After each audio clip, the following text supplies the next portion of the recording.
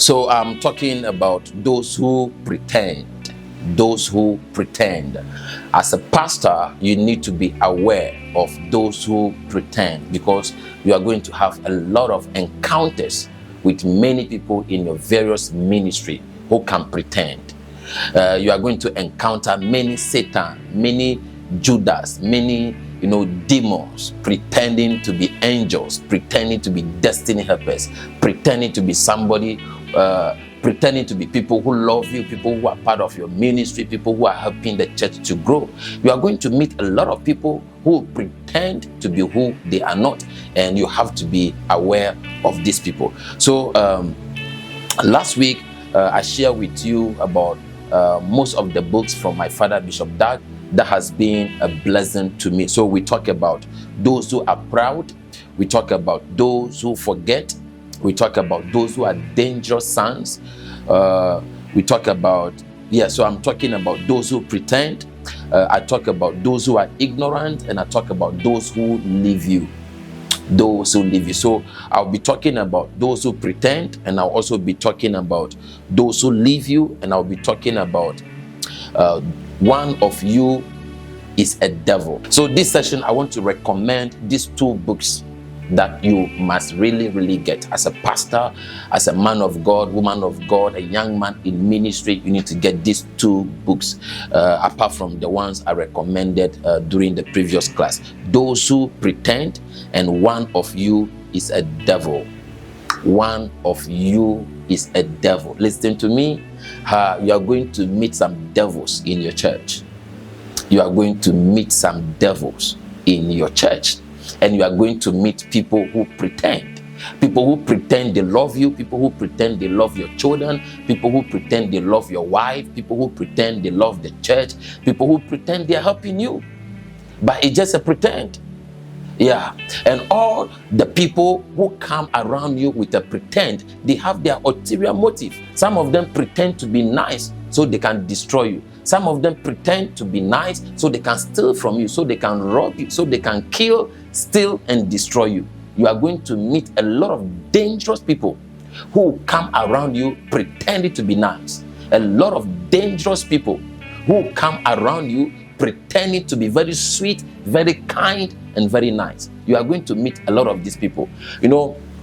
About last year, I was traveling to a certain Caribbean country to do a conference. And most of the time when I'm traveling and I have a lot of people traveling with me, there are so many things we put in place. We look for a very big house, Airbnb house that we can rent, like 5-bedroom or 6-bedroom house. So everybody traveling with me can stay in the same house with me. So we can cook together, do so many things together. And most of the time, I rent a car. So we can have our own vehicle to go anywhere we want to go, shopping and everything.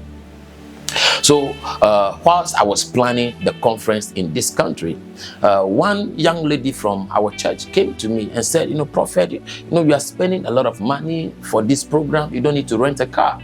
I know one of my cousins who has a bus, and he's going to just charge you people $40 to pick you from the airport and $40 to take you to the event. And according to her calculation, we are going to spend roughly about $600. And the car we are supposed to rent for the whole 1 week will be like 1,200 EC. So I was like, if somebody is going to pick us from airport and back and forth to the event, and it's going to be like roughly $600, then we better rent our own vehicle. So we can have our own vehicle, even though that would be like ×2 of the money. Because if the person is coming for us, it will be $600. But if we rent our own vehicle, that would be just 1,200. So I don't mind renting our own vehicle where we can go anywhere we want to go anytime. And this lady was like, no, you don't need to spend all those money. My cousin or nephew or so, has a bus, and just we are going to spend less than $800, less than $1,000 throughout the program. So this lady convinced me, and the people who are about to travel with me. So she convinced us to forget about renting our own vehicle to go by her cousin or nephew or so. My biggest surprise came when the conference was over, and this lady brought us a bill over $4,000. And all the people who traveled with me were like, no way, like, what is happening here? She said our bill is 4,000 something, over 4,000, close to $5,000. And everybody around, and this girl pretended and acted like she didn't know what she's doing. And everybody was mad, and we're like, well, you sent out a message, you told us, and we know that our total bill will be less than $1,000. And we even wanted to rent a car, which would be $1,200. And now you are bringing us a collective bill. You are giving everybody a bill, and all put together, is over $4,000. And my team were like, no way, we need to, what is going on here? And I was like, family, let's give her whatever she's asking for, just to make peace. Yeah. And everybody was hurt. Everybody, including myself, I was so shocked. But this person just pretend as if everything is all right. Those who pretend. You're going to meet a lot of people who pretend. And I remember a few weeks ago, somebody was still reminding me about it. And I said, just forget about it. Yeah. And you see, this person is not a stranger. This person who did this is not a stranger. Somebody very close. Somebody who said she's helping us to save money. She's the same person who is bringing us bill times 4. You are going to meet a lot of people who pretend in your ministry. You are going to meet a lot of people who pretend.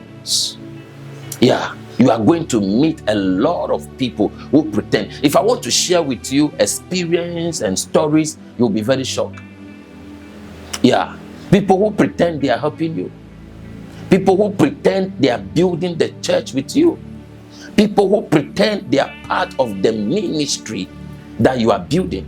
Meanwhile, they have their ulterior motive. Yeah, they are on assignment. They pretend they are with you, but they have their own assignment. They pretend they love you, they love your family, they love the church, but they have their own assignment. In 2023, I was in Jamaica to do a conference, and it was a 2-night conference. You know, every year I go to Jamaica to do a conference. And when I got to Jamaica, the first night, which is Saturday of the program, there was this gentleman who was even there before I got there. And you see, anytime I am doing international programs, I make sure I am at the venue 2 hours ahead of time. Anytime I am doing international conference, I'm international meeting in any country. Anytime I have an international program, international conference in any country, I make sure I am at the venue 2 hours ahead of time. I don't want to get there late. So when I got there about 3 hours ahead of the conference, this gentleman was there. And he came to me and he said, "No, Prophet, I've been following you on Facebook, and I came here to support the conference. And is there anything you want me to do to help?" So he joined my team, and we are packing chairs, arranging chairs, and putting things in place for the conference.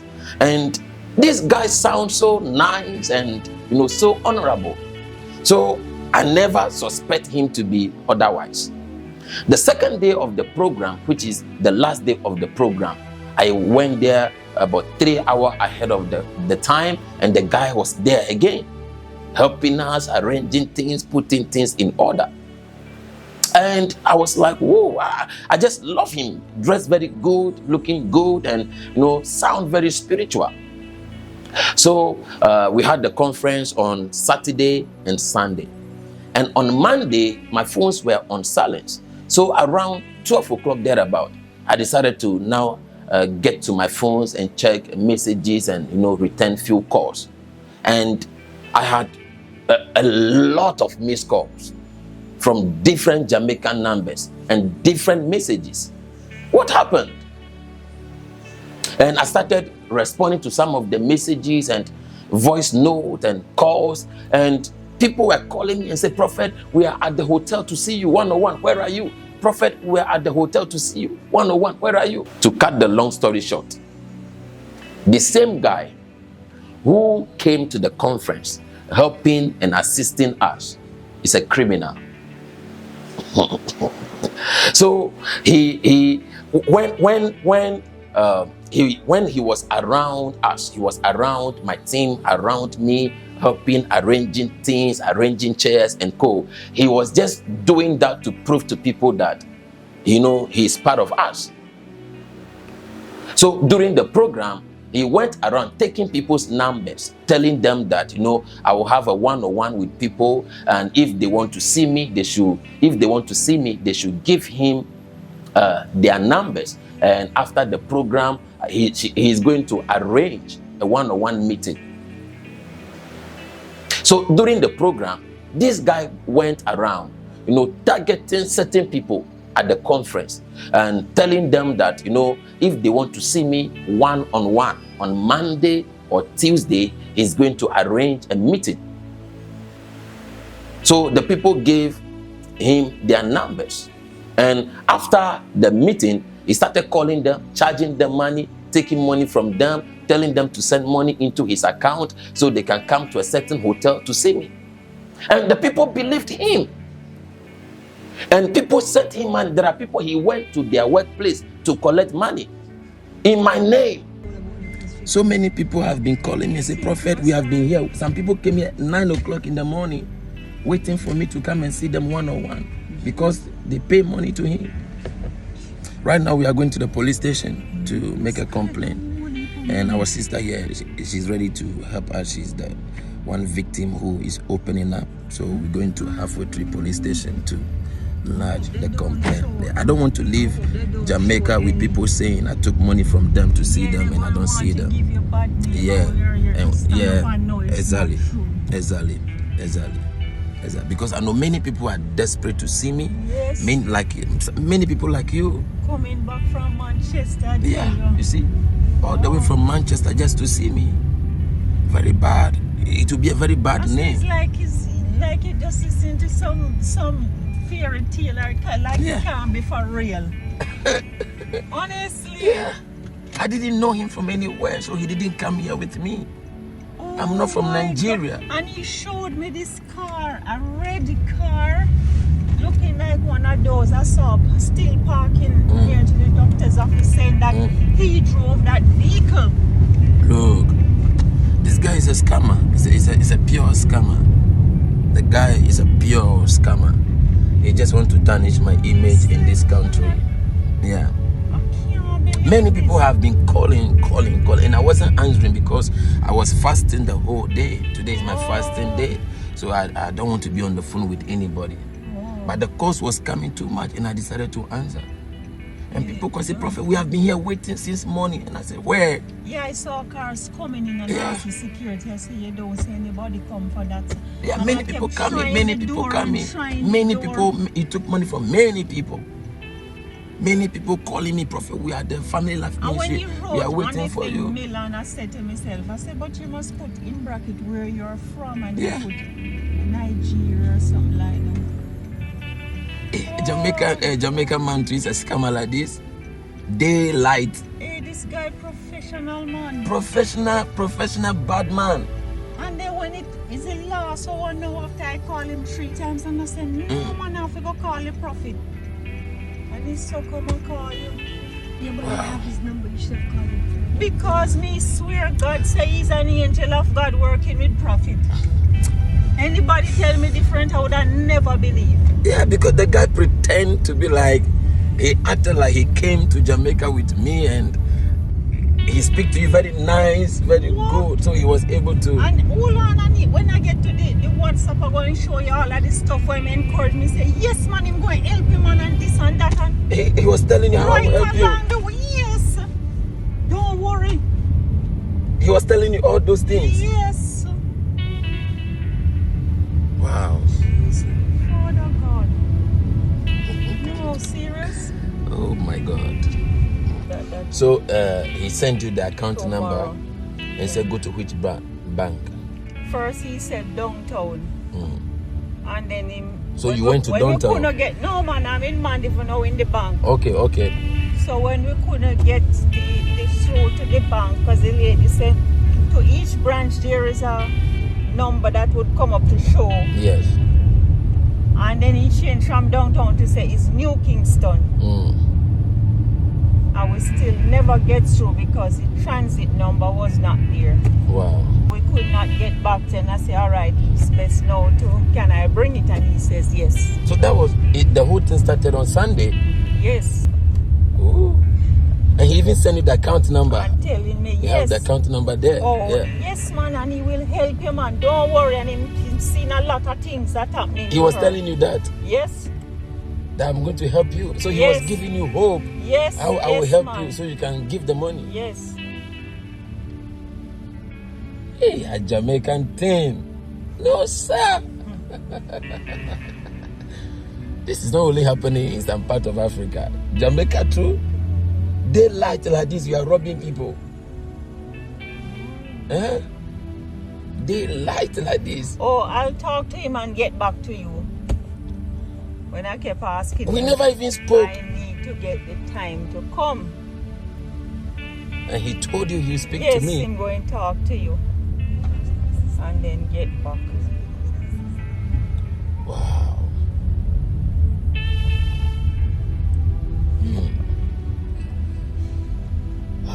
Anyway, we went to the central police. We went to the police. Halfway We through, went to- we're yeah. heading to Central. We went to halfway through and they couldn't help us. So we are going to Central Police in downtown to see if we can get some help. My main concern is the victims to get their money back, and I want him to clear my name because I don't want people to think I brought somebody with me to Jamaica to Yes. take money from people. Like, I don't want things like that. I love Jamaican, and Jamaican also love me, and I don't want to leave a bad name here. So that is the reason why we are making all these rounds. Those who pretend. You need to read this book. Those who pretend. And you see, I couldn't pick him out because he pretends so nice, so well, that I couldn't even discern other words. And you see, one of the biggest lessons I have learned from 2023, 2024, 2025 is that don't deal with people based on how they present themselves to you. Discern their heart. Okay? Don't conclude somebody is nice just because they are nice to you. Discern their heart. Because most of the evil people, most of the wicked people will come around you very nice, pretending to be very nice, pretending to be very sweet. And I was like, who? Who is the one? Then they started describing, and I found out that it was the same guy who I thought came to help the conference. We even gave him transportation.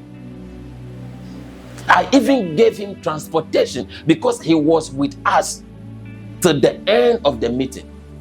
We were the last people to leave there, and I gave him money to take taxi, not knowing he had a motive that I couldn't even pick it up. And you see, one major thing I have learned is that sometimes when you accept people too much into your heart, it's very difficult to pick them up spiritually. Sometimes when you accept people too deep into your heart, if you accept people to be part of you, it is very difficult. It is not easy for you to discern or pick them up. That is why I am telling you, don't be quick to accept people into your life. Don't be quick to conclude that somebody is nice just because they present themselves so. Hello? You are going to meet a lot of people in your churches, in your ministries, who pretend to be who they are not. People who pretend to be so nice to you, to get access to you in order to have their way with you. Those who pretend. You are going to meet a lot of them. Few years ago, a certain man came to our church, and one of our committed member left church when that man and his family came to the church.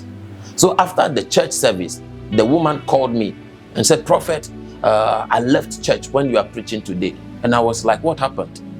And she said, "I left church because of this so and so man who came to the church." And I said, "What is it about him?" He said, "He's a criminal. He robbed me." And I said, "Really? That man who looks so nice, sweet, and gentle, see, yeah, he's a criminal. He robbed me." And I was like, whoa, okay. And one thing about me is I don't deal with people based on what I hear about them. I take my time to know people for myself. I take my time to discern who people are. I want to know you for myself. I am not going to treat you bad because I hear bad things about you. No, I am not going to conclude on you based on what people told me about you. I am not going to paint you black because people say you are black. No, I take my time to know people. And a few weeks later, another person came to church and told me, say, "Prophet, I saw this man sitting at the front. Do you know who he is?" And I said, "He has been coming here for some time." And I said, "Oh no, this man is a thief." I was like, "What is your encounter with him?" Now, few months later, my personal assistant, Andrea, came to me and said, "Some people came to church and they told her they will not come to church again because of this man," and blah, blah, blah. The same story. So I started praying about the person, and I found out that, he had history with, picky, petty thief, perfidy, taking things from people. So I called him and I sat him down and I said, "Sir, this and this and this and this I've been hearing about you. Tell me the truth." And he said, as a young man growing up, with no support from family and parents, I used to do this and that and that and that. I used to even do a little bit of selling drugs and blah, blah, blah to survive, a little construction. And yeah, so there are people who still use the past against me. And I was like, oh, okay, because everybody had a past, everybody, including myself. There are things we all did. Most of us, there are things we did that we are never proud of. Okay, so everybody had a past. So one day, I started having dreams and visions about this man and his family, relating to this picky, stealing thing. So I called him, and I started, so I called him and I said, "Sir, these and these and these are the dreams and the vision I've been seeing about you. Are you into anything? Are you doing something that is going to hurt your family? This is the kind of dreams I've been seeing about you. Who are you? Are you still into stealing? Are you still into these criminal activities?" He told me, "No." And I said, "I've been having a lot of dreams and vision, and I see your whole family troubled. What is it that you are doing that I don't know about?" And he told me, "Whatever is going on and whatever you see about me, leave it for me. I will deal with it." And I didn't like that response. Now imagine me, your pastor, me, your prophet. You are very close to me.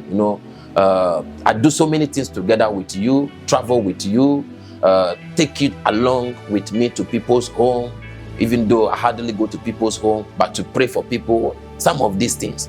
And I came to you and I said, "This is what I've been seeing about you. And I see your whole family trouble. I see your children troubling. I see your children being tormented. Something is about to happen to your children. Something is about to haunt your whole family. And all that you told me is, Whatever I see about you and whatever is going on, I should leave it for you and you are going to handle it. That is so deep. And that is very scary. And I was so afraid about that response. That was when I knew that this man is not who I think he is. So I remember one day after service, I decided to talk to the wife because I didn't like the response he gave me. So, and you see, it's very difficult for me to tell the wife everything I see because, you know, you are dealing with a woman and women and their emotion. So I just look for a very strategic way to talk to the wife so that the wife can go home and talk to him. So whatever he's planning to do and whatever he's doing, he can stop. And few hours after I spoke to the wife after church, this man called me, giving me a warning that whatever you see about me, don't tell my wife. Whatever you see about me and whatever is going to happen and whatever is going on, don't tell my wife. And I was like, why? And he said, my wife doesn't know how to deal with issues. So whatever you see about me, leave it for me. That was when I knew that I am dealing with a very dangerous person. Listen to me. There are people around you. There are people you call elders in your church, people you call your assistant, you know, especially those of you in Africa, Nigeria, Ghana, South Africa, Botswana, Kenya, those of you watching from Africa, you know, there are people we call them my right-hand man, my left-hand man, my second in command, my third in command, my fourth in command, my fifth in command. Some of you even have up to your 10 in command. Most of these people you call your second, third, fourth, 10 in command. Most of them are with you. They are close to you. They are around you, but they are not with you. And some of them are with you because of what they are benefiting from you, what they are getting from you, what they are taking from you, the opportunities you have been giving to them. Not all of these people are around you with a clean and genuine heart. You need to know this early. You need to really, really know this. Most of these people are with you for their personal benefit. Later did I know that the same stealing that people have been talking about him, he would do it to me.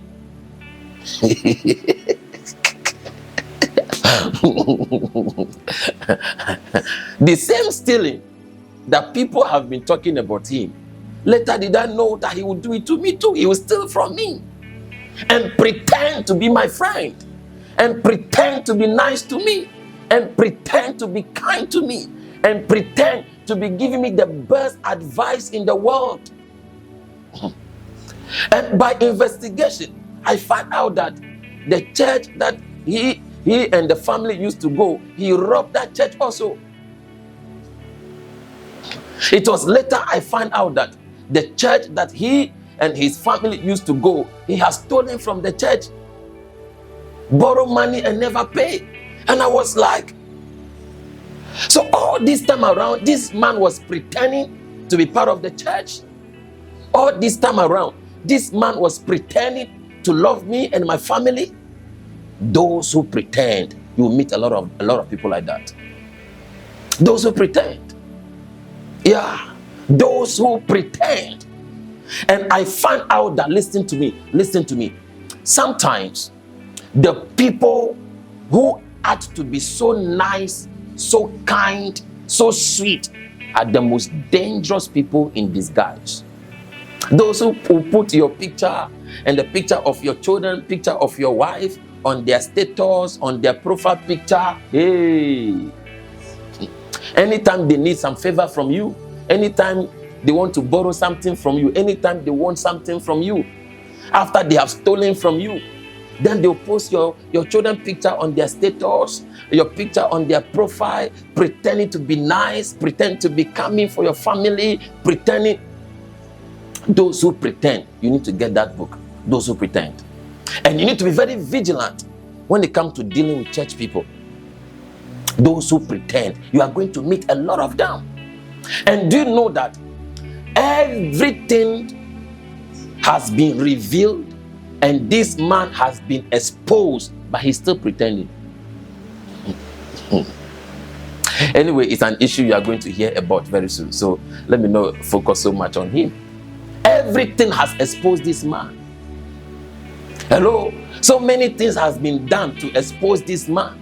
And I called this man and I said, sir, this and this and this are things that has been done. And this and this and this and this came up. Your name came up, this and that and that. He was still pretending.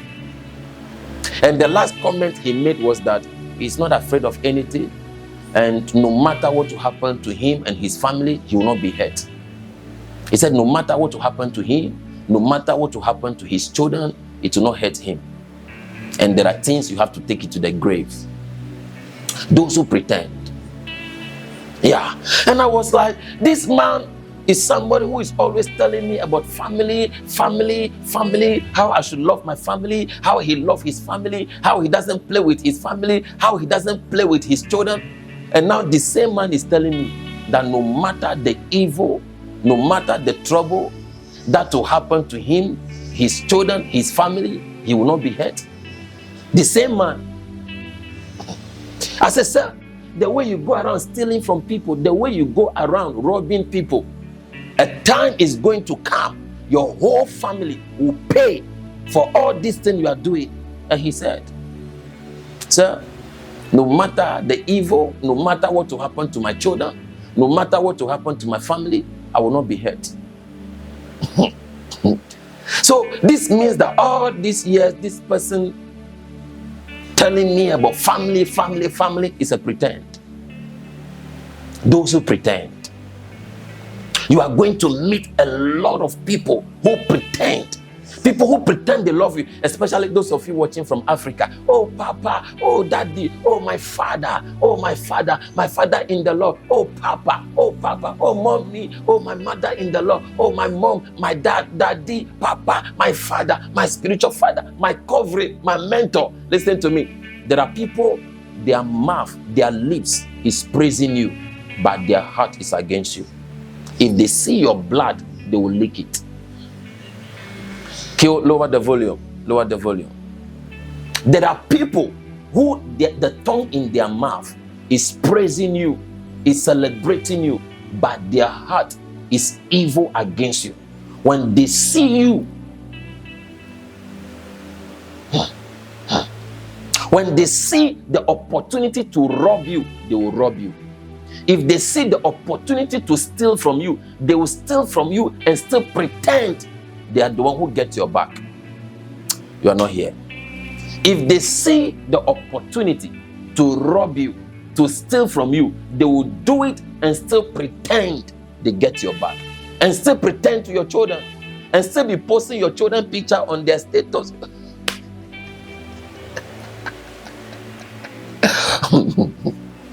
Hello? They will be very close to you. And if they see the chance, if you misplace your money and they see it, they will rob you, they will steal from you. And even if they have to kill you to silence the case, they will do it. There are people, their mouth is praising you, but their heart is evil and wicked against you. There are people like that.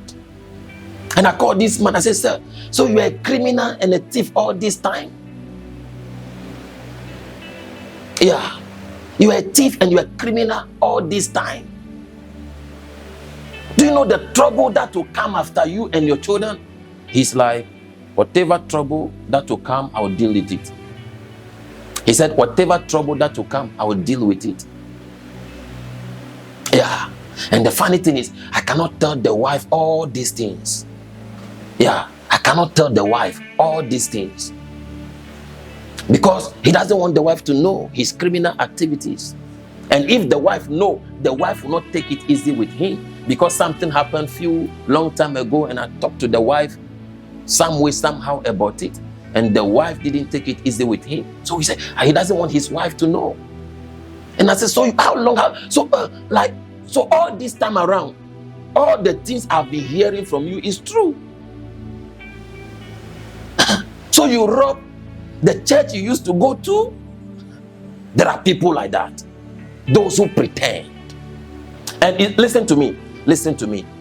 There are people who have a fake personality that you will never ever suspect them, and you will never ever believe that this person can hurt you. I remember I went to Guyana to do a counseling session, and demons will manifest from people, and they'll be like, "You cannot cast me out." And I say, "Why?" You say, "I cannot cast you out." He say, "Your friend robbed you, so you are hurting." And I say, "My friend robbed me?" And they talk, and I was still that, and they talk. I was still doubting this guy. I said, this guy cannot steal from me. I was in Dominica. Demons, as soon as I'm praying for people, demons will manifest, and they'll be talking about this man. He stole your money, blah, blah, blah, blah, blah. And I was still doubting. And I said, "Lord, so this man has stolen from me?" And the Lord will say, "Heal first before I show you whatever happened." You know, it's a long story that I don't want to talk about now. So let's go ahead.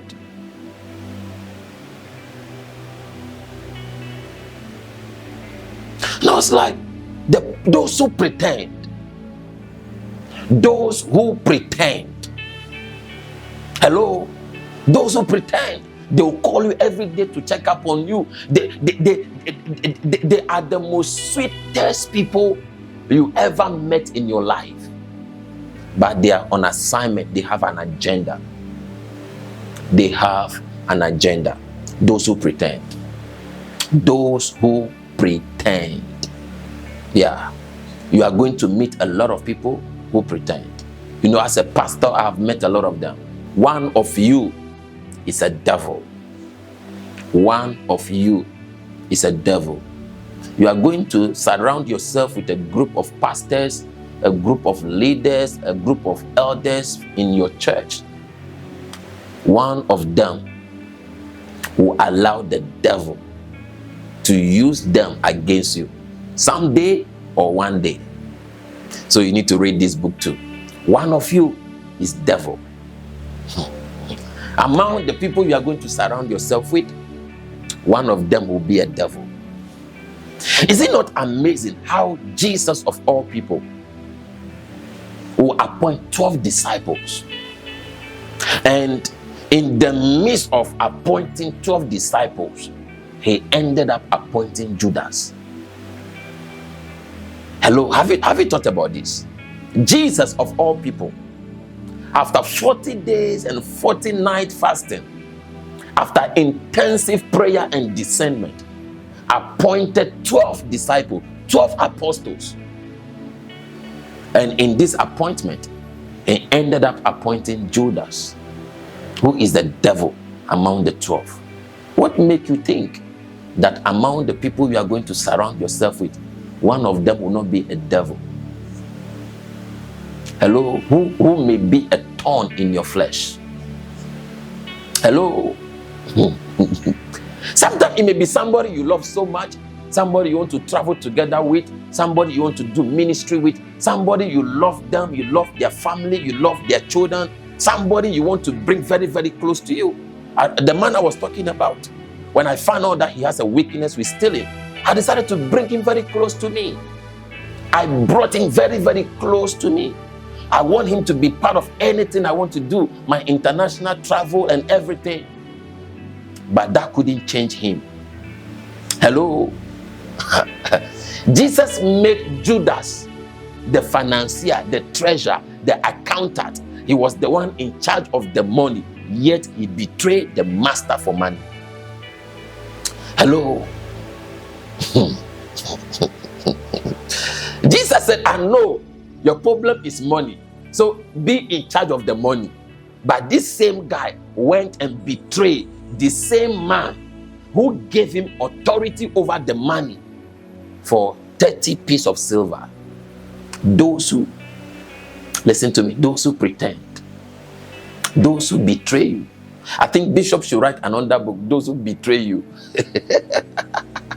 Yeah, those who betray you, those who pretend. Yeah, there are people who go out there and say so many bad things about you, and every Sunday they'll still come to church and sit down looking at your face. And when you are preaching, people are shouting, they will also be shouting.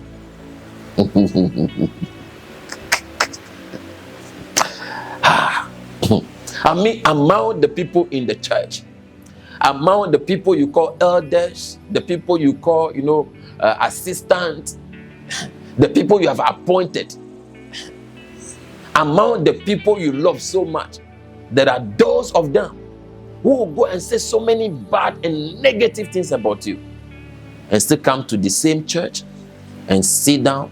When you are preaching, people are clapping for you, they will also clap for you.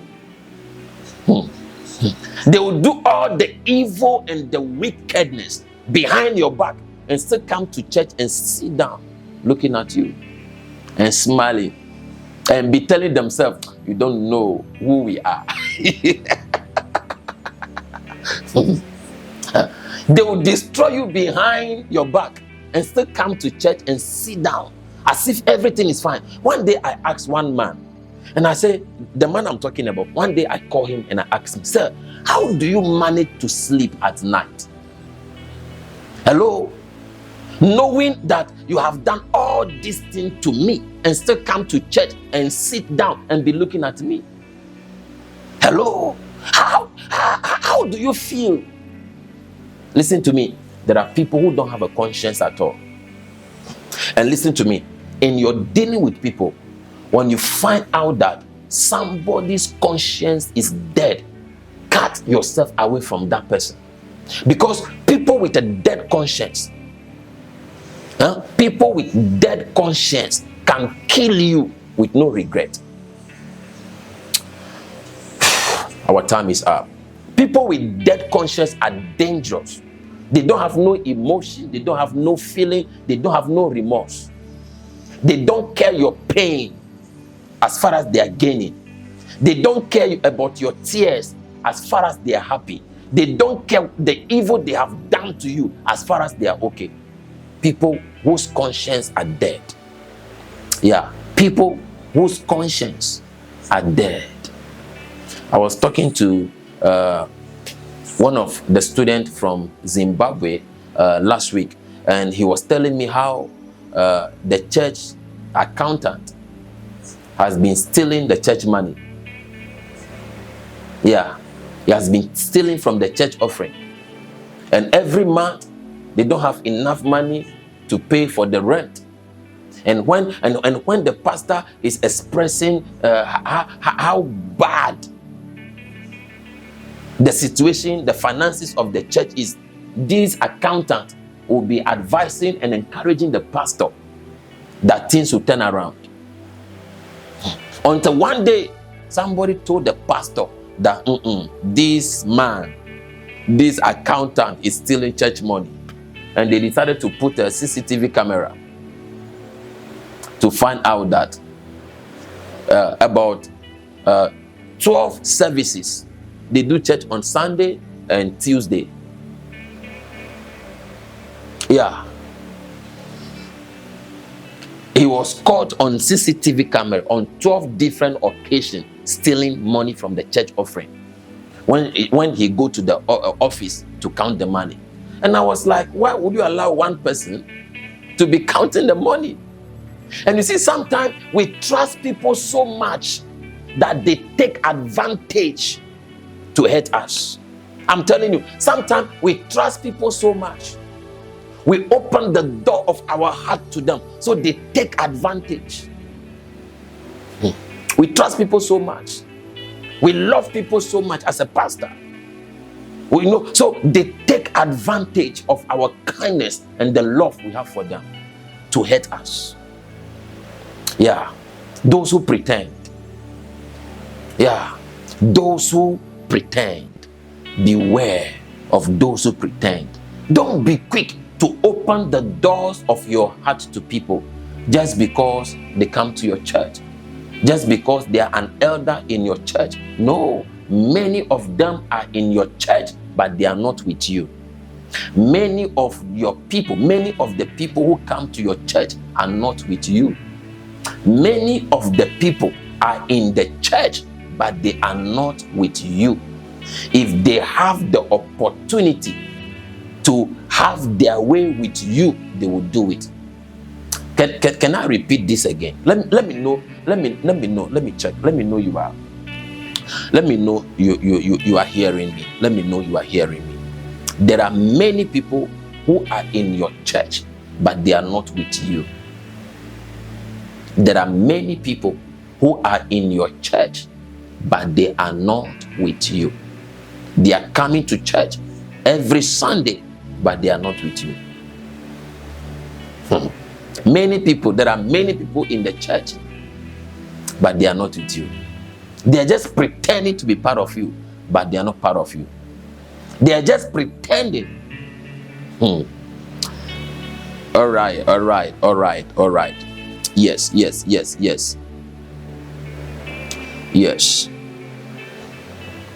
I don't know why many of you are asking me about this. No, I don't want to. I don't want to. I don't want to talk about that now. It's time. I want to take questions. I don't want to talk about that now. Yes. Dorothy, yes. No, I will tell you another time. I will tell you people another time.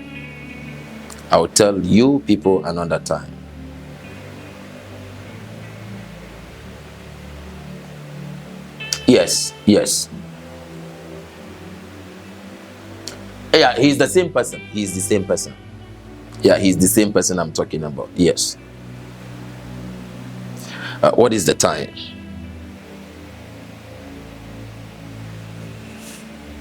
All right. So, you know, I've been telling you this. Few years ago, I don't like speaking about my family. Yeah, few years ago, I don't like speaking about my family. Yeah, because of the background I came from. My parents are not Christian. And I'm the second person to be born again in the family, following my elder sister. So growing up, we don't go to church because from a royal family and a typical idol worship family, you can't go to church, and nobody has preached to me or spoken to me anything about the Bible or church or Christianity or anything of that sort. Yeah. So now,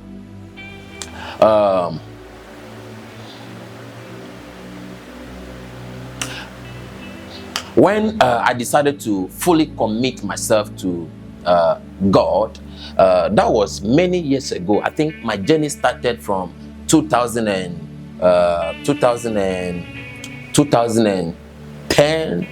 2011. My journey started from there.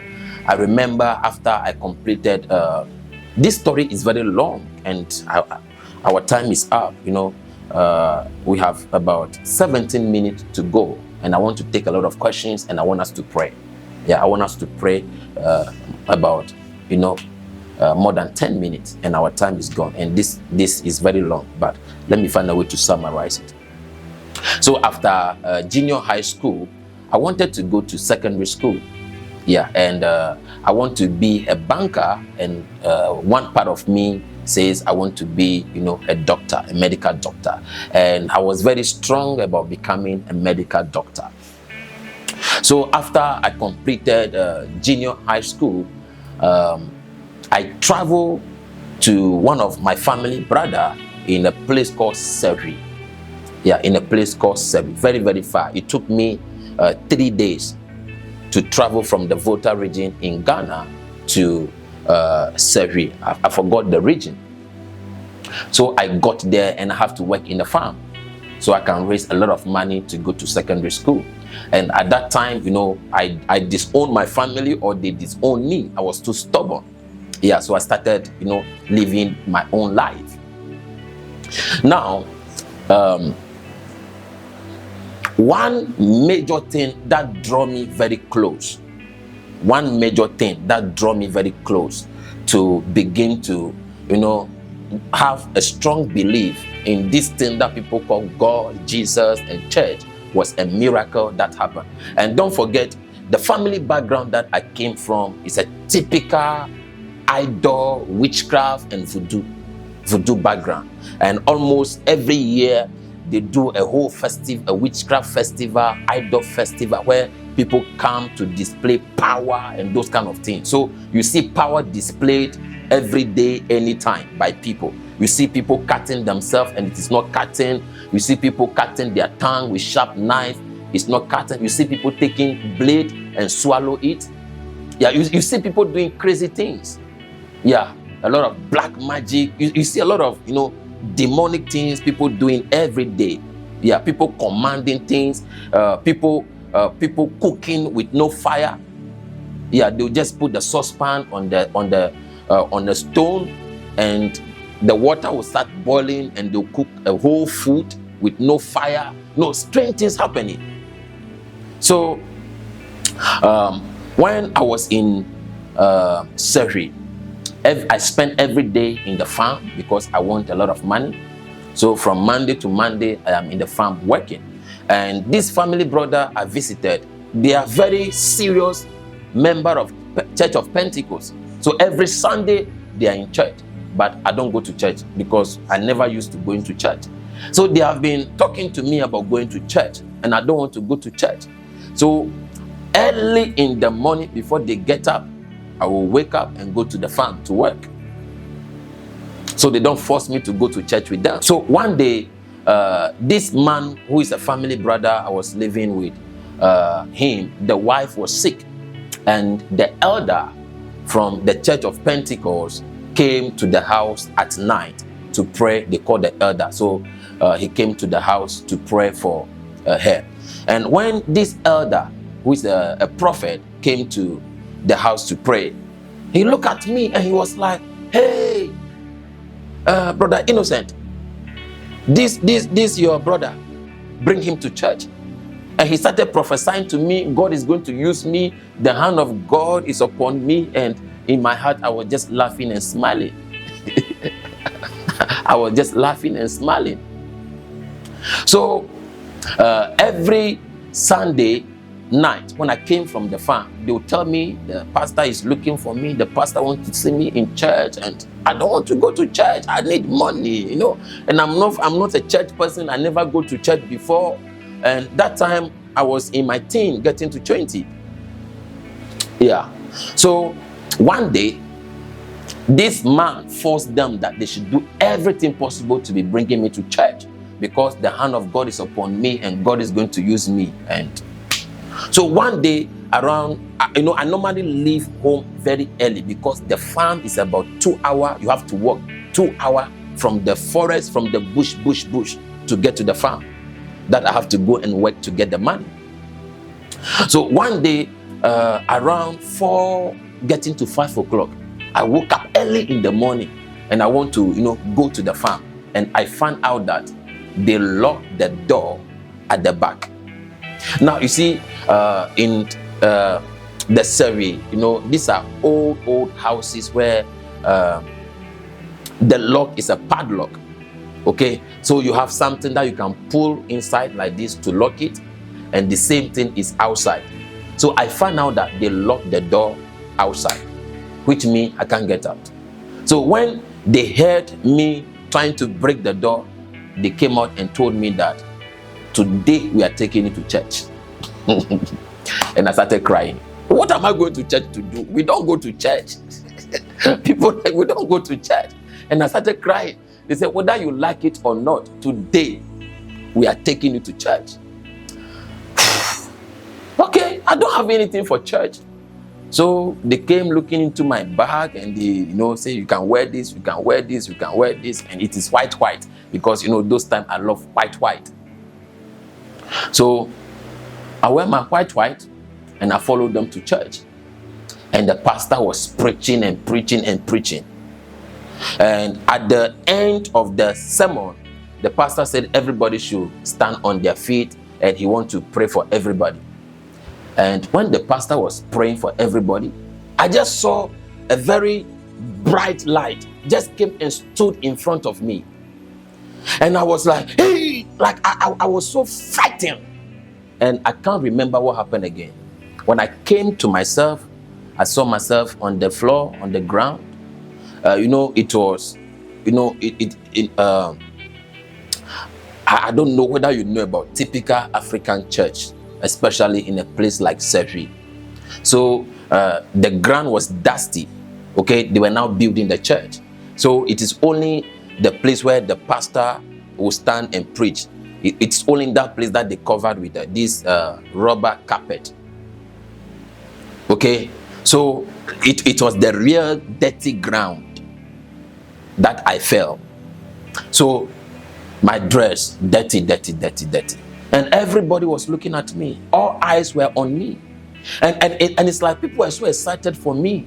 People were just smiling at me and looking at me. And I feel so shy, so embarrassed. I feel so bad. And the funny thing is, there was this pretty lady, beside me, and I was checking her out.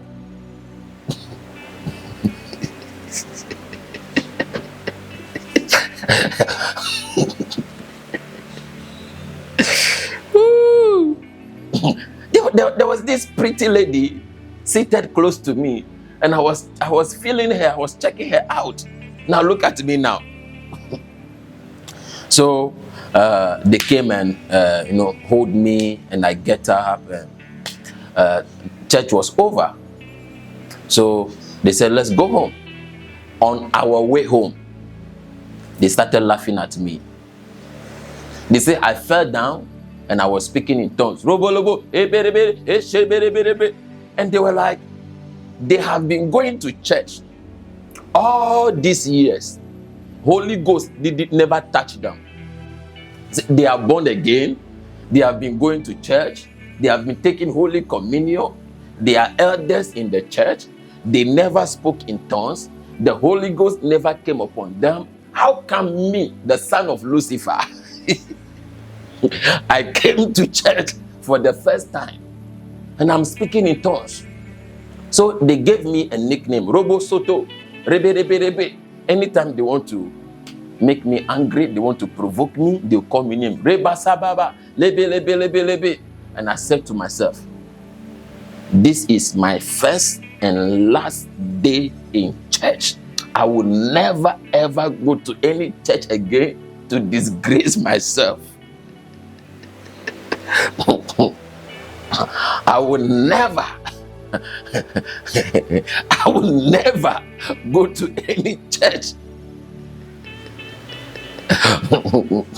So the following Sunday, they didn't lock the door at the outside. So I went to farm, and the pastor came to the house in the evening to look for me and said, no, you need to come to church. And he was telling me everything that happened to me. And I was like, how can you tell me God is calling somebody like me? God doesn't know who to call. He's looking at my background, me who my family rejected me, too stubborn, looking for trouble.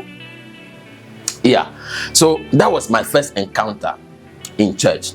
Now, the real encounter that took place, I'm about to tell you. So from there, the pastor became very friendly to me, and even wanted me to be like a son to him, and he'll call me to come to his house, and he started talking to me about God. But my mind wasn't there, because all that I want is money to go to secondary school and go to university to become a medical doctor or a banker.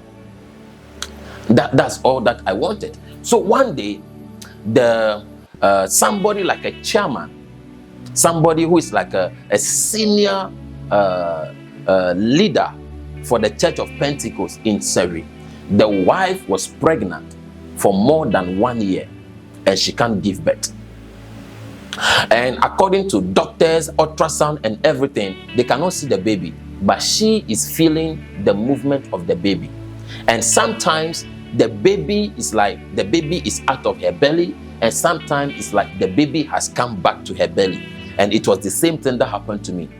When my mom conceived me, my mom said sometimes her belly will be very flat, and they have to lock her in the room for days not to come out, because people will ask her, when did you give birth?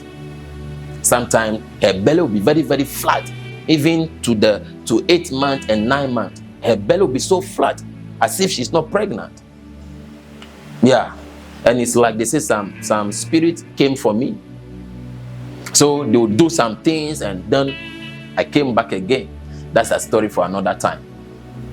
So they have done everything possible. The story is unbelievable.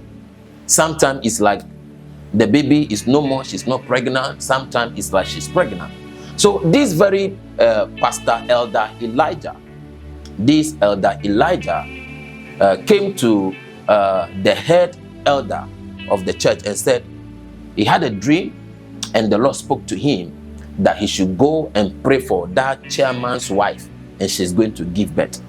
And you see, in the church of Pentecost, it is not easy for them to call you a prophet. Yeah, in the church of Pentecost, I don't know whether they believe in prophet or not, but they don't call people prophet. Yeah. And they have apostles, they have pastors, they have evangelists, they have teachers, but they don't have prophet. I don't know why. So they don't recognize or call this Elijah a prophet, but they just call him elder. And this guy is from a very, very poor background. He's very, very poor. He's one of the poorest cocoa farmer in Surrey, but very, very anointed. And he's very sharp prophetically. So he has been telling the senior pastor about this dream, what God told him for a long time, and nobody take him serious, because looking at you are nobody to have access to this big chairman for the Church of Pentecost. You are nobody. So one day, the senior pastor, I don't know the ranking, I forgot the name, went and told somebody who is like a chairman, but the person is not a chairman, but he's like the area head of the Church of Pentecost in Surrey. He's like the area head. And he went and told them that, I have this elder in my church who said, God told him that if he can come and pray for your wife will give birth. And the area head said that, let him come. So they came and told Prophet Elijah. Prophet Elijah. And he said, I should be part of the team that will travel from Nyanyano. We were in a place called Sevi, Nyanyano, Osekro. So we'll be traveling from Sevi, Nyanyano, Osekro to Sevi, that Diesu. And that was where the area head was. So they came for us, and we went. Family, when we got to the house of this area head, Church of Pentecost area head, that place looked to me like heaven. What a beautiful house. Yeah, that is the alarm. Our time is up. But you asked me to tell you a story. Anyway, let me find a way to make it short. Very beautiful house. Very, very, very, very amazing. The security, the grass, the light, the paint, everything is so wonderful. The cars in the house. So sometimes I ask myself, these rich people who have like 100 fleet of cars in their house, how many do they drive in a day? Like, what do they use it for? You have like 50 fleet of cars, like this plenty cars in the house. Is it for decoration, or what do they use it for? Maybe I'm not at that level yet to understand. So we got to the house. And when this area head look at Elisha, his name is Elijah. Look at Elijah, Elder Elijah. He also disappointed. The guy looks so broke, and you can see poverty written all over him. The shoe he's wearing, the dress, and the tie he's wearing.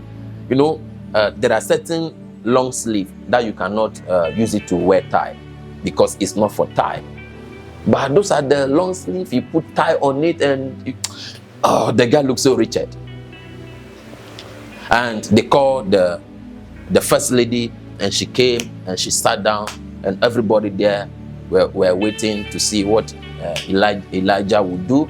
and he lifted this old song and started singing, and I could see that when Prophet Elijah was singing, you can see that a certain something has come over him. Yeah, from my family background, I've seen people who display witchcraft power, evil power, and you can see when a spirit come over somebody. Yeah, when a spirit come over somebody, I've seen a lot of those things growing up. So I could see that a certain spirit has come over this man. You can see that his face and his count, everything about him changed. Then he said, goosebump, look at the way I just feel. I will never forget this encounter. Then he said, the Spirit of the Lord is upon me, and the hand of the Most High has come upon me. And the Lord said unto me, I should lay my right hand on her tummy and pray, and she's going to give birth to a son. And the umbilical cord, a son will be born with the umbilical cord, tied to the neck. Some strange revelation. Then the area head said, okay, go ahead. Then he went. Oh my God. You see, I wish I had a mobile phone. I wish I recorded this thing, and after they will not allow me to record it too. That is why I don't joke with recording my preaching and my sermon. And everybody, you must adopt to that habit. Yeah, you need to record your sermons, your preaching. Anywhere you go to preach, you need to record. Yeah, you need to capture every moment of your ministrations. Unfortunately, most of the biggest miracle that God will use you to perform will happen in a situation where you cannot record it. Yeah, most of the biggest miracle that has happened, that God has used me to do, I didn't record it. It happened in a moment, in a situation where I can't record or I couldn't record, especially during my one-on-one sessions. Most of the things that happened, you can't record it because you told the people it is strictly confidential, so you can't record it. Then immediately when he laid his right hand on that belly, immediately the baby want to come. And the woman, they have to force and push her panty to one side, and the head of the baby want to come immediately. Within the blinking of the eyes, the baby came out with the umbilical cord tied into the neck, as the prophet said, and my body was shaking so much that I sat on the ground, and the whole place went like a cemetery. Everybody was shocked, everybody was quiet. When I go to Ghana, I will look for Prophet Elijah. I will look for him. I will go to Seri and look for him. I'll go and look for him. And I was like, whoa. This type of things, we only know witches and wizards. From where I am coming from, we only know, some of my aunties and uncles, and they are the one who do some of these, things. Yeah, I was very shocked, and I said, what? Somebody can call on the name of God, on the name of Jesus, that I cannot see, and things like this will happen. I was like, wow, this is it. Yeah, I was like, this is it. Very shocking. This is it. Listen to me. Within a week, everything about Prophet Elijah changed. The area head bought a house for him, gave him a big acres of cocoa farm, sponsor his children. He said he's going to sponsor all his children from primary to university and masters and everything. It's like that one miracle. Bought him a car, bought the wife a car, like everything. about Prophet Elijah changed because of that one miracle. Listen to me. Listen to me. You know, as a pastor, you pray for so many people. You will help many people, prophesy to so many people, perform miracles in the life of many people, cast away demons from the life of many people, deliver many people from their troubles and calamities. But one miracle, one deliverance, one healing, one prayer for somebody is what will change your life. Yeah. It is not everybody you are going to help that will remember you. Don't forget the book, Those Who Forget. There are many people you are going to help them, they will forget.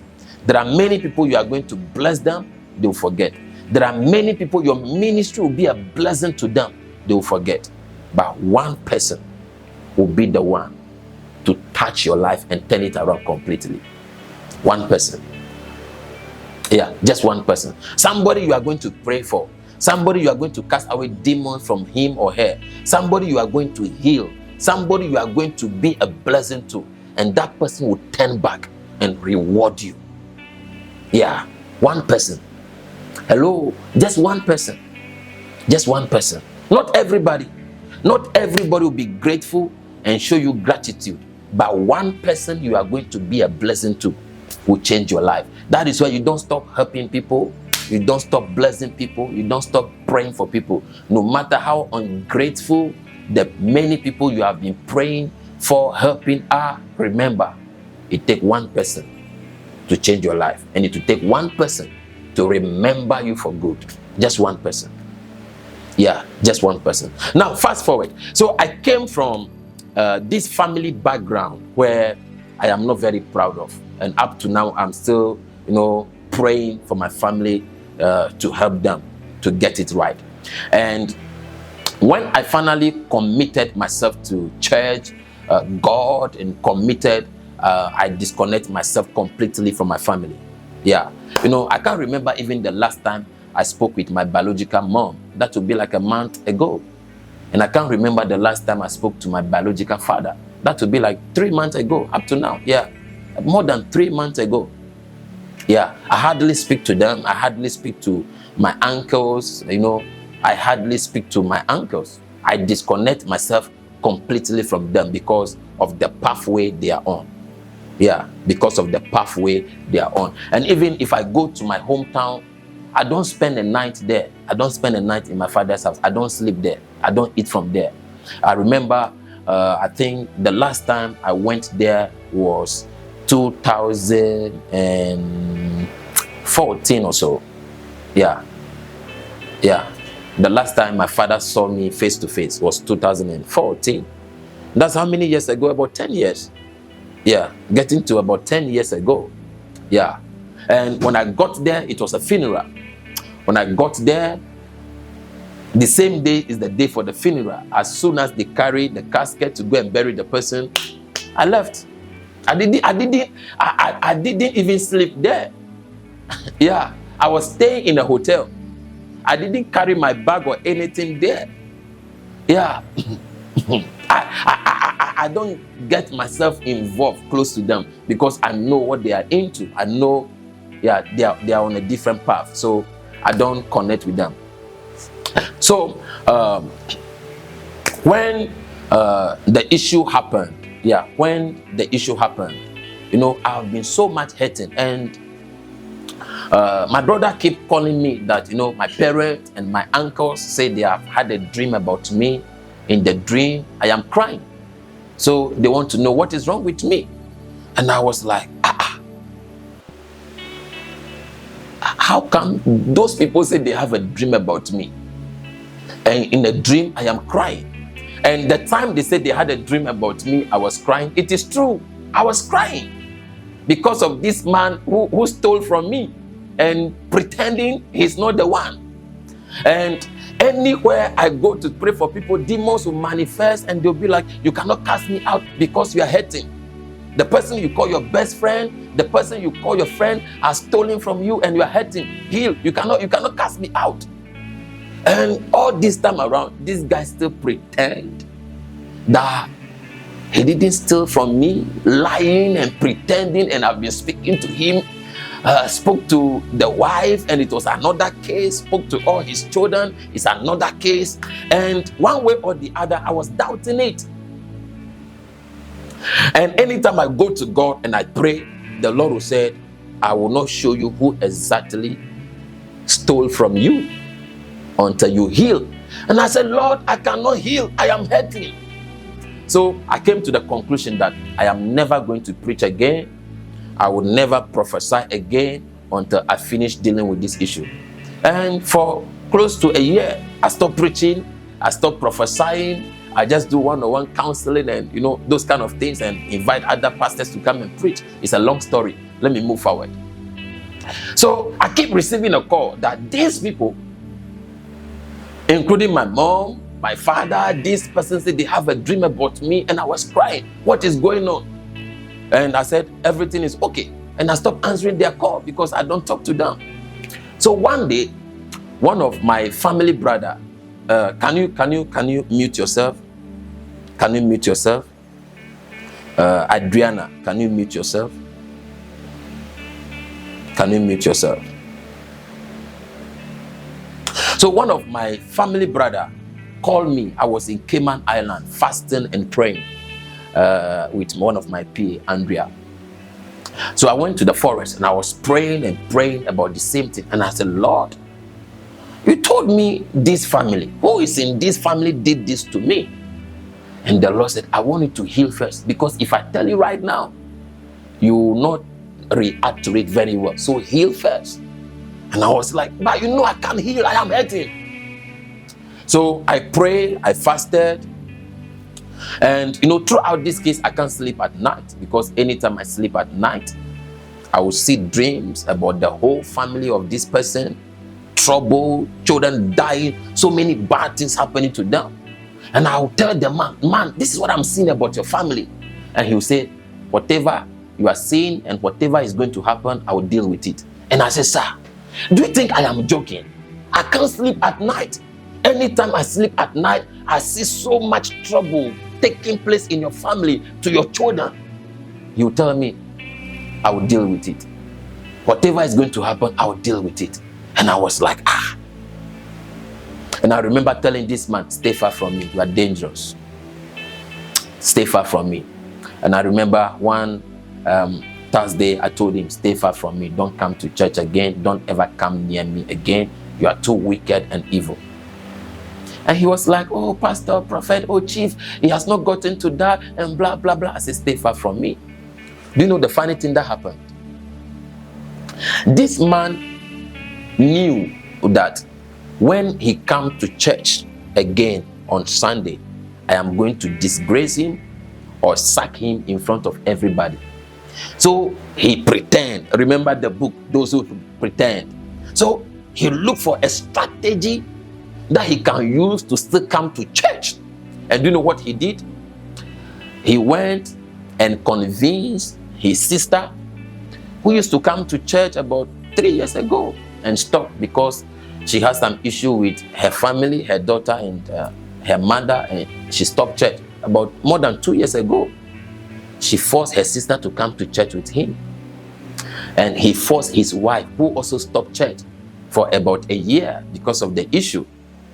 He forced the wife and the sister to come to church with him. Those who pretend. And I was like, so this man think he can fool me for how long? All right, let me leave that one. Let me continue. So I was in Cayman Island in the forest praying for the family, because the things I've been seeing happening to the family is very scary, and it's something that is breaking my heart. So I keep praying, interceding for the family. I go to the place called Botanical Garden. I will spend the whole day there fasting and praying for this man and the family, fasting and praying. I say, Lord, intervene, touch the heart of this man, bring him to the place of repentance. Don't let judgment come over them. And I've been praying and I've been praying. And you see, the funny thing is that the people you are doing everything possible to help them don't need your help. And the next time I'll be talking about you cannot help everybody. Yeah, the next class we are going to have, which will be the last class, I'll be talking about you cannot help everybody. There are people you want to help them. You see trouble coming for them. You see so much trouble. You see something dangerous about to hit them, and you are trying to help them. You are trying to deliver them in advance, and they are not ready.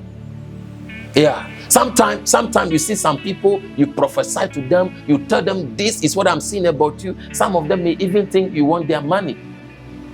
Yeah. There are people you tell them, this is what I'm seeing about you, do this about it, do this about it, and they think they take you for a joke. The people you really want to help them, they are not ready for help. The people you really want to do everything to bail them out of the trouble and the distraction that await them, and they are not ready. So the last class we are going to have, I'll be talking about you cannot help everybody. As a pastor, you cannot help everybody. So I remember after 9 o'clock in the night, I came from the bush, the forest, and I came to lie down. I had an encounter with an angel in the forest, and I saw something very strange. So when I came, my PA was telling me food is ready, but I said I'm not going to eat. So I just went and lay down. In the night, I think that would be like 2 o'clock Ghana time, 2 o'clock a.m. Ghana time. I saw a call from this family brother calling me. And I was like, why is he calling me? So I answered. And he said, this family member had a dream. And they said they saw me in the dream and blah, blah, blah, blah, blah. And they called him and told him at that hour of the night. And they said he should check up on me if everything is fine with me. And I was like, why all these people are now having dreams about me? Like, what is going on? So this guy was like, Pa, they call me Pa Grant. He said, Pa, what is going on? What is happening to you? How is your family? What is going on? What is happening? And I was like, everything is fine. They said, no, something must be wrong with you. And I was quiet. And I was like, I don't want to tell these people what is happening to me. Because if I tell them somebody is fooling me, they will take it on another level and it will be out of order. So I don't want to tell them at all.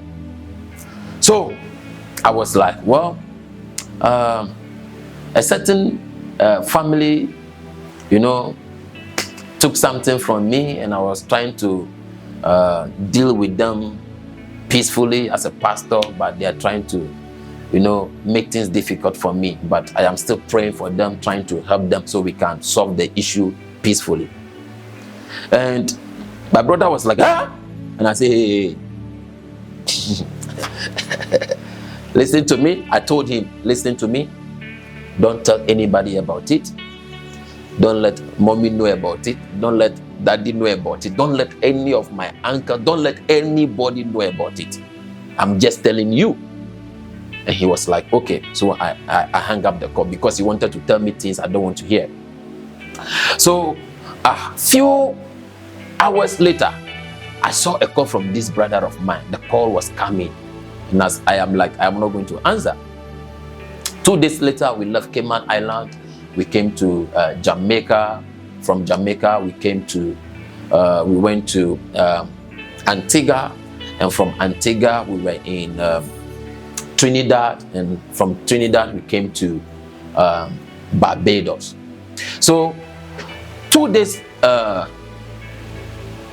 later, I got up in the morning here in Barbados, and I saw about more than 20 missed calls from different Ghana numbers. Where are you going? Okay. I saw more than 10 missed calls from different Ghana numbers, including this brother of mine. And I was like, my parents are old. So did anything happen to my parents? That was the first thing that came into my mind. Are they okay? So quickly I called his number. And I say, what is going on? Is everything okay? How is mom? How is dad? How is everybody? Everything is fine? He's like, yeah, everything is fine. And he said to me, why is it that I was calling you about 3 days ago? The last time we spoke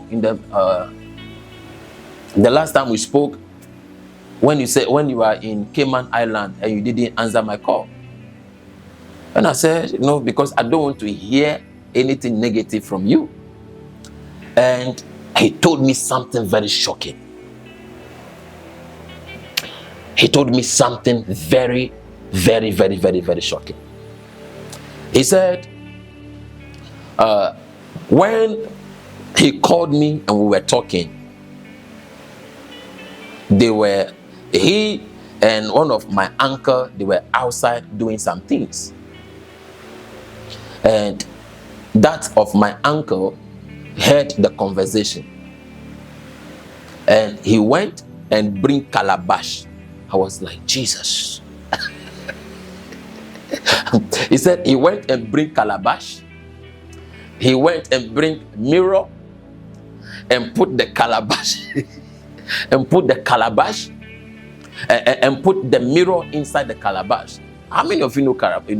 About 80% of you watching are from Africa, so you know calabash. And those of you from the Caribbean and the Western world, you may not know calabash. So I don't know how I can show you what calabash is. I don't know. Let me see. Let me take my laptop and see if I can show you what calabash is. So let me show you what calabash is. I know many of you may not know what calabash is, so let me show you what calabash is. So he said, when I was speaking with him, he and one of my uncles were outside doing something. And after we spoke, this man went and bring calabash. Yes, that is calabash on the screen. That is calabash. That is calabash on the screen. Yeah, that's calabash. So he went and bring this thing called calabash and put a small mirror inside the calabash and pour water in the calabash. And the mirror was under the calabash. And he started doing some enchantment. Yeah, he started doing enchantment. And I was like, I was very shocked and very quiet on the phone. And he said, few minutes after doing the enchantment, a very thick black man appeared in the mirror and started confessing. A very thick black man appeared in the mirror and started talking about the things he has done to me and blah, blah, blah, blah, blah, and another thing and another thing. Listen to me, to be honest with you, like, I was so shocked, and I just hung up the phone and throw away the phone. Let me show you. Let me show you. I don't know if you can see it. It was this my Samsung S25 Ultra. Yeah, this is the phone I was using to receive the call, and you can see. I don't know if you can see it. I don't know if you can see it. Can you bring the camera closer? I don't know if you can see it. Like the kind of things he was telling me and the accuracy.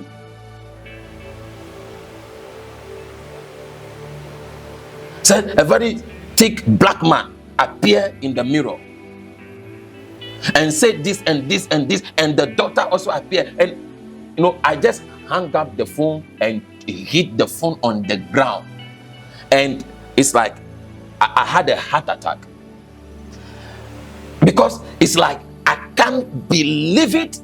I was so shocked. I just hit the phone. I break up to now. I've not fixed the screen, and I don't like using phone with cracked screen. So I just hit the phone on the ground, and it's like I never had this thing called high blood pressure. Like my pressure was like 1 billion. I just fainted. Like I was out of my body.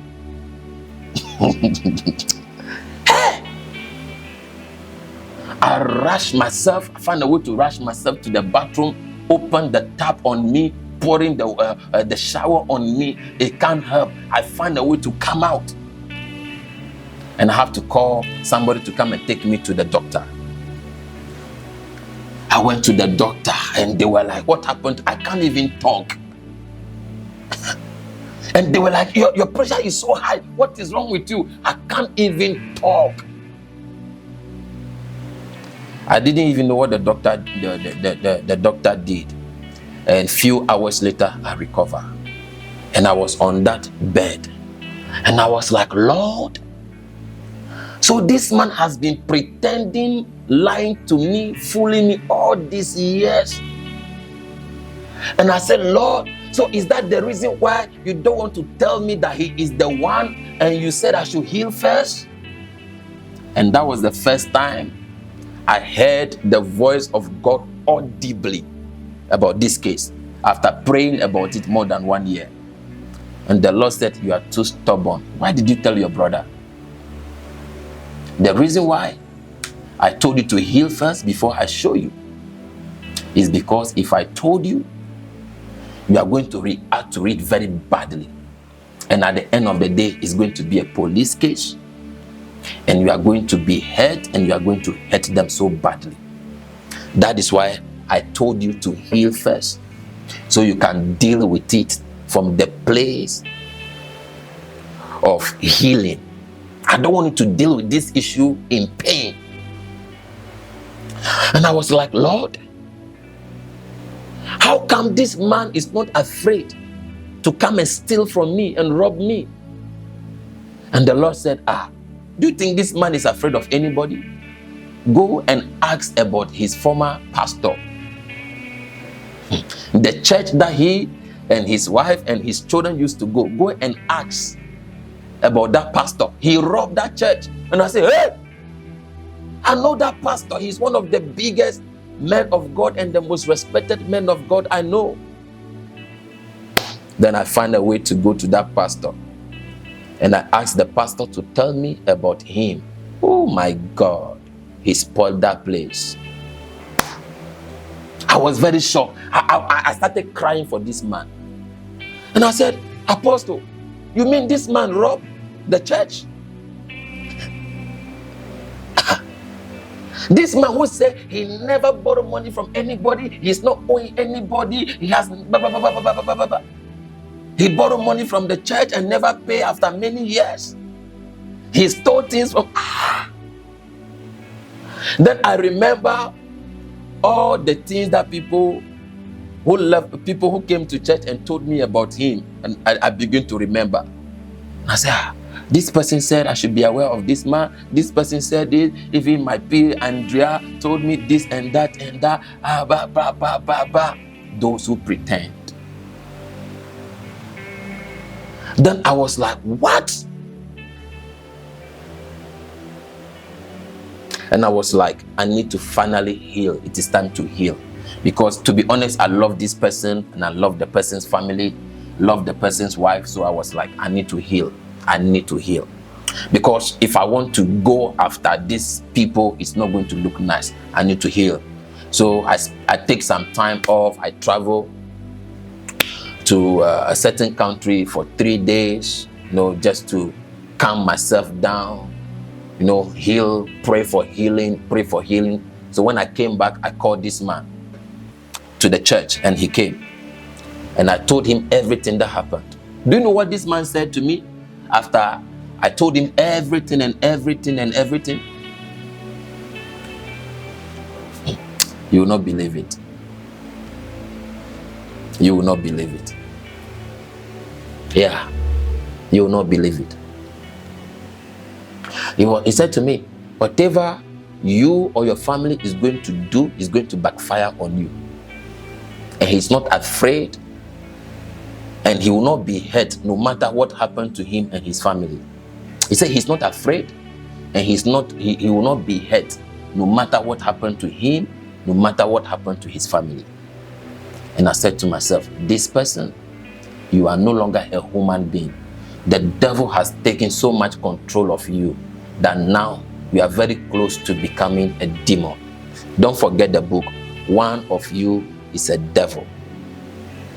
So you are not just a pretender, you are also a devil in nature. Yeah, you are also a devil in nature. And I said, sir, These people you have stolen from is another trouble that will come for you and your children. And I never believe that the same thing you are doing to other people, you will do it to me, and still come to church and pretend to be part of me, and still come around me to advise me, and still come around my family to pretend.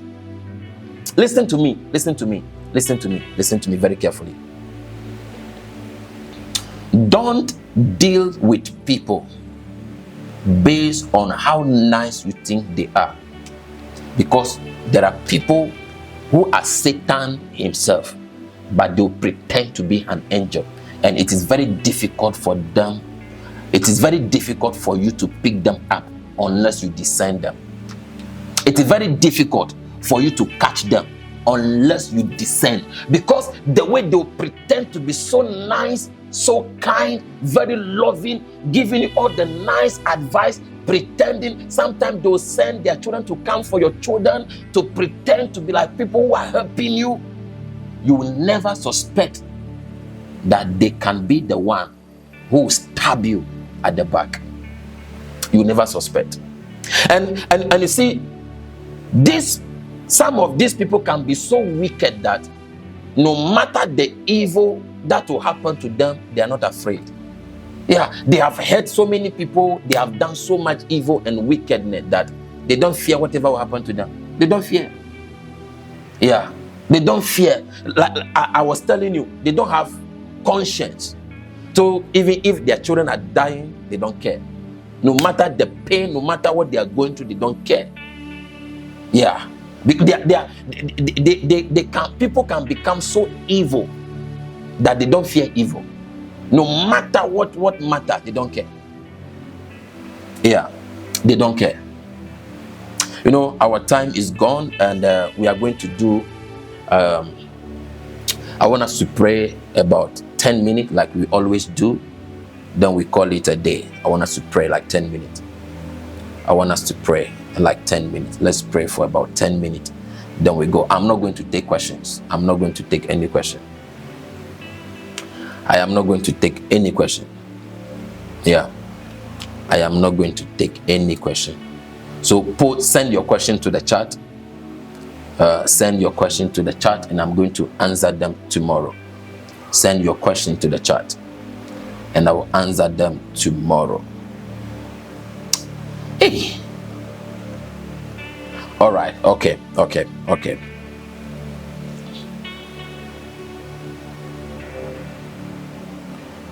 Well, I cannot tell the wife because the last time I talked to the wife, he gave me a warning. And if I tell the wife all these things, the way the wife will go after him is going to be another issue. But I know how I'm going to deal with it. So, yeah, I know how I'm going to deal with it. And you know, sometimes there are things you don't deal with it peacefully because the people you are dealing with don't want peace. There are things you don't deal with it peacefully because the people you are dealing with, they don't want peace. They want trouble. Yeah. Sometimes, yeah, there are people you are dealing with, they don't want peace. They want trouble. And this is what I told the previous class. You need to know the difference between the people you forgive and the people you deal with. You need to know the difference between the people you forgive and the people you deal with. I'm telling you. You need to know the difference between the people you forgive and the people you deal with. You need to know the difference between what you let go and what you chase and pursue. Yeah, you need to know the difference because it is not everybody who deserves love. Yeah. Somebody who can hurt you and still pretend to be your friend, that person deserves to be dealt with. Don't you think so? It doesn't matter whether you are a pastor, a preacher of forgiveness, somebody who can hurt you so badly, so deeply, and still pretend to come around you as a friend, as somebody who loves you so much. That person is a devil that deserves to be dealt with. So you need to know the difference. Yeah, you need to know the difference. And I remember somebody was telling me the other day that let me leave it here. Our time is up. Let me leave it here. So you need to know the difference between what to let go and what to deal with. You need to know the difference. Yeah, you need to know the difference. So nobody take you for a fool. So nobody take you for granted. So nobody take advantage of you. You need to know the difference between what you let go and what you deal with. That is where there is no way a criminal will break into your house and you pray and say, Father, forgive him. If you have a firearm, you have to use it. Because that criminal doesn't only come to steal, he comes to kill and destroy. So you need to know the difference. Give me a minute. Give me a minute. Go and come. Now we are taking our first prayer point from the book of Jeremiah chapter 20 verse 11. Jeremiah chapter 20 verse 11. The mighty God is with me, and therefore those who are against me shall stumble and fall. Their weapons against me will not prevail, and they shall be put to shame. For they shall not prosper, they shall be in confusion forever. I love this.